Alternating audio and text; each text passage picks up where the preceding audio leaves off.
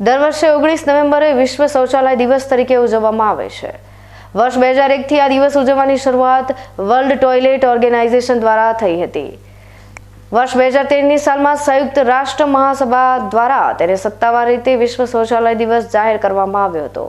આ દિવસે લોકોને વૈશ્વિક સ્તરે સ્વચ્છતાના સંકટ સામે લડવા માટે પ્રેરવામાં આવે છે, જેને લઈ આજે દાંદેરા વીકી ન્યૂઝ ચેનલની ટીમ દ્વારા દાંદેરા શહેર સહિત ગ્રામીણ વિસ્તારમાં આંગણવાડી કેન્દ્ર પર શૌચાલયની સુવિધા કેવી છે, જેની જાત તપાસ મેળવવામાં આવી હતી।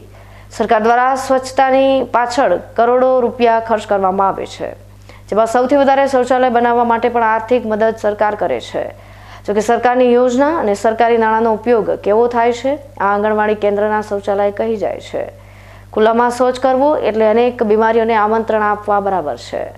ખુલ્લામાં શૌચ કરવાથી સૌથી વધારે અસર મહિલાઓ તેમજ બાળકોના સ્વાસ્થ્ય ઉપર પડે છે। જોકે દર વર્ષે સ્વચ્છતા પાછળ મળતી ગ્રાન્ટનો સદુપયોગ ના થવાના કારણે આજે પણ બાળકો સહિત ગરીબ પ્રજા ખુલ્લામાં શૌચ કરવા પર મજબૂર છે। આંગણવાડી કેન્દ્ર પર મહિલાઓ ફરજ નિભાવતી હોવા છતાં પણ મોટાભાગના શૌચાલય બંધ હાલતમાં છે, તો કેટલીક જગ્યાએ પાણીનો અભાવ હોવાના કારણે શૌચાલય ઉપયોગ ના આવતા નથી।